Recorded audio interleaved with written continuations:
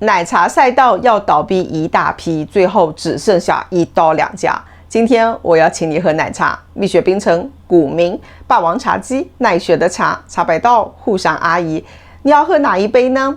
选不好吗？很难选吗？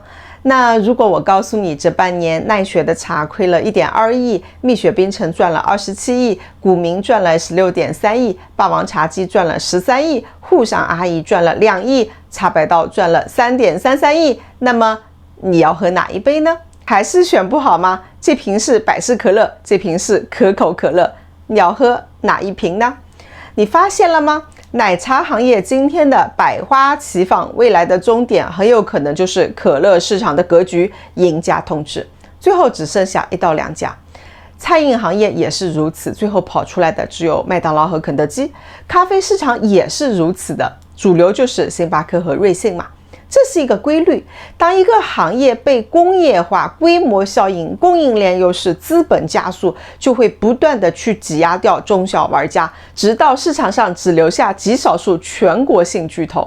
奶茶也是一样的，今天看似是百花齐放，其实已经不再是小作坊式餐饮了，而是限制饮料工业了。而饮料工业的宿命从来只有4个字：赢家通吃。虽然这6家企业都上市了，但是上市只是起点，并不是护身符啊，它不会改变行业的宿命，绝大多数玩家终将被淘汰的，最终只剩下1到2家的全国性巨头。那么问题来了，他们现在为什么看上去这么赚钱呢？我们先来翻一翻财报，看看他们的主营业务收入。比如蜜雪冰城的财报里是这么写的：收入主要指向加盟商销售商品及设备，以及提供加盟及相关服务的收入。茶百道的财报是这么写的：销售货品及设备是主要收入来源，这里备注是本集团向加盟店销售乳制品、茶叶及水果等等。而古茗的财报也是差不多一样的，主要收入来自销售商品及设备。从财报来看，这些茶饮企业的本质是通过加盟体系绑定上下游，赚取原材料、设备和品牌服务费的渠道型公司。消费者是表层的客户，加盟商才是真正的客户。如果用朴素的语言来翻译，奶茶赚的不是奶茶钱，而是开店梦。这个好像不算是秘密吧？我是不是很收敛的吧？你想想看，一个路边小店，正常人都是明白怎么样过日子的。假如王富贵开了一家餐饮小食店，他天没有太亮就要去进货了，挑菜、搬货，一手油一手泥的。中午根本顾不上吃饭，招呼客人一边在收拾桌子，晚上客人散去了，还得清点账目。两口子全年无休，节假日别人休息，他们反而是最忙了。这种模式靠的就是体力、耐力和时间，不拼命根本是养不活一家店的。而加盟奶茶店呢，我只要投点钱开个店，总部就把原料、设备全部配好了，店员培训也是一下子就能够上岗的，甚至我可以完全不在店里出现，雇人照常是可以运营奶茶店的，钱就哗哗的往口袋里流，是不是听起来很美好呢？可能吗？可能的，但是这种美好往往是非常短暂的，除非是黄金地段。加盟奶茶店能不能赚到钱呢？能，但是大多数加盟商赚到的不是钱，而是一堂昂贵的课。躺赚永远是一个让人沸腾的创业故事。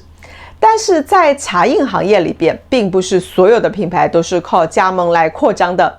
有一个特例，那就是奈雪的茶。我们先来看看它是怎么赚钱的。主要收入是来自直营门店，占比是 87.8%。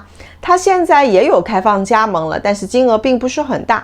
你看这句话，其他后面做了备注，其中主要包括我们的加盟业务带来的收入等等。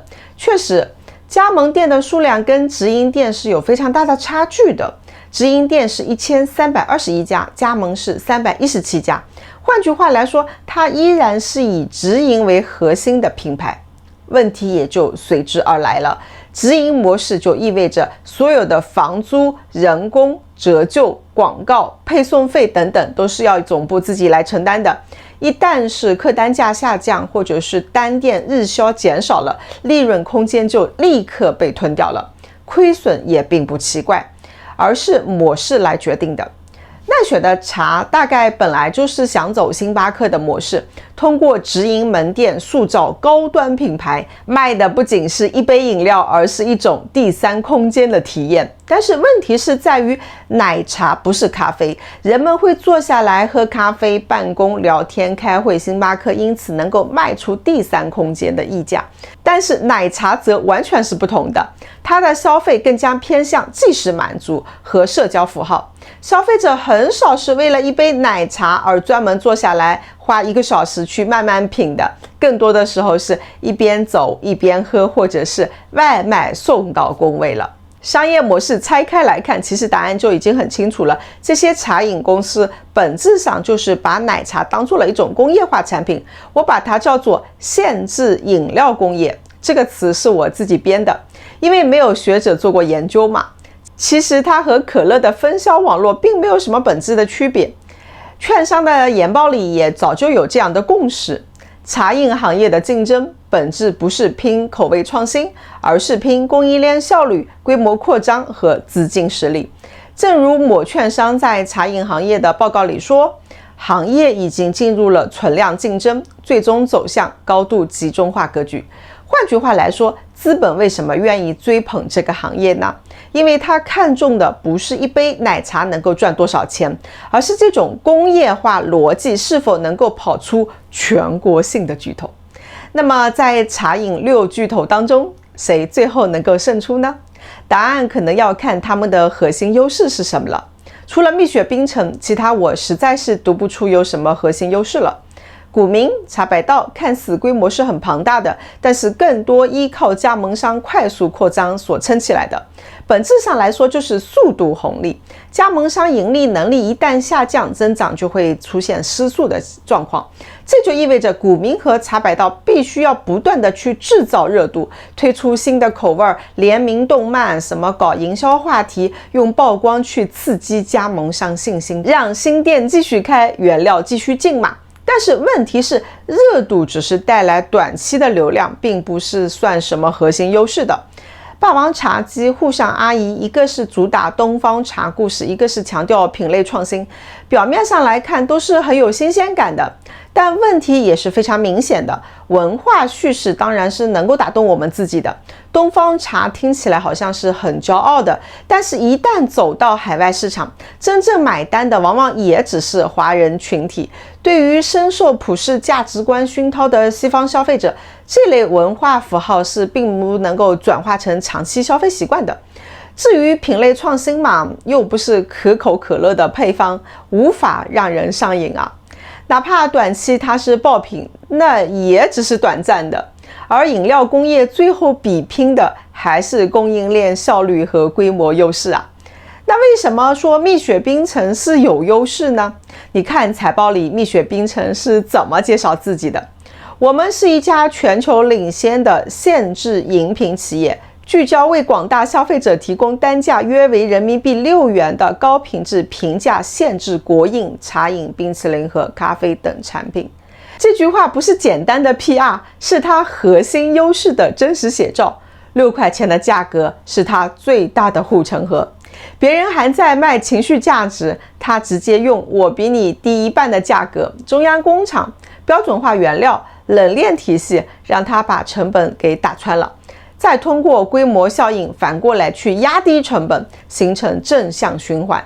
所以蜜雪冰城的优势可以浓缩为5个字：低价工业化。如果你们觉得我这是给蜜雪冰城做了广子，麻烦转告一下，打一下钱吧。好了，我说完了。茶饮赛道的未来不是百花齐放，是赢家通吃。饮料工业的宿命只有一个答案，最后只剩下1到2家。你们觉得谁会成为最后留下来的巨无霸呢？评论区告诉我。哦，对了，拍这期视频买了那么多的奶茶，成本是有点高的，谁给我报销一下呀？文字版已经放在书房了，再见。